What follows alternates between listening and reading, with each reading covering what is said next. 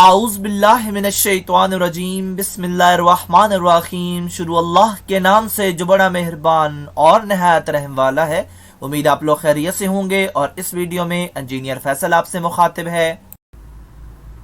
हमारी आज की वीडियो का टॉपिक है कोल की इम्प्योरिटीज़, और इन इम्प्योरिटीज़ की दो टाइप्स होती हैं। एक को हम फिक्स्ड और इनहेरेंट इम्प्योरिटीज़ कहते हैं और दूसरी होती हैं free impurities of coal.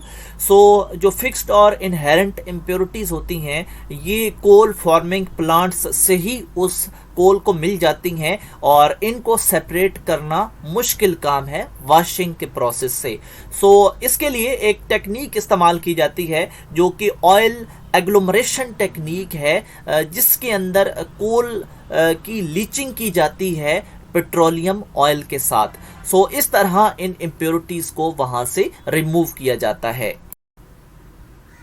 Second type है फ्री इम्प्योरिटीज़ ऑफ कोल, और ये जो इम्प्योरिटीज़ होती हैं ये कोल की सरफेस के ऊपर एडहेयर होती हैं और इनमें डर्ट और रॉक पार्टिकल्स शामिल होते हैं, और इन इम्प्योरिटीज़ को जस्ट वॉशिंग ऑफ कोल की मदद से हम रिमूव कर सकते हैं। अगर हम कोल के अंदर मौजूद इम्प्योरिटीज़ की एक लिस्ट बनाएं तो इसमें सबसे पहले residual inorganic matter of coal forming plant, यानी हमने पहले कहा था जो इनहेरेंट इम्प्योरिटीज़ होती हैं वो कोल फॉर्मिंग प्लांट्स से ही उनको मिल जाती हैं। तो कोल फॉर्मिंग प्लांट्स के अंदर रेजिडुअल इनऑर्गेनिक मैटर होता है जिसकी वजह से ये इम्प्योरिटीज़ पैदा होती हैं।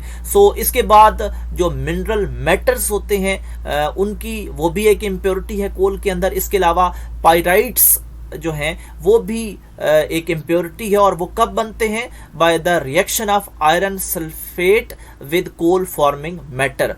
तो जब आयरन सल्फेट और कोल फॉर्मिंग मैटर का आपस में रिएक्शन होता है तो पाइराइट्स बनते हैं, और पाइराइट्स जो हैं वो कोल में शामिल हो जाते हैं और ये उसकी एक इम्प्योरिटी है। इसके अलावा जो सेडिमेंट्री डिपॉजिट होते हैं वो भी कोल की एक इम्प्योरिटी है, और सेडिमेंट्री रॉक्स के ये पार्टिकल्स होते हैं। और इसके अलावा deposit formed through the deposition on bedding planes.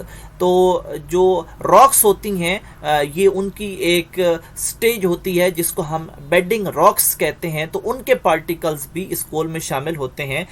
तो ये भी एक इम्प्योरिटीज़ है। इसके अलावा सेलाइन डिपॉजिट्स यानी जो साल्ट वगैरह होते हैं वो भी इसमें शामिल होते हैं, ये भी एक कोल की इम्प्योरिटी है। इसके अलावा स्लेट और शेल और क्ले वगैरह भी जो कोल है उसकी इम्प्योरिटीज़ में शामिल है।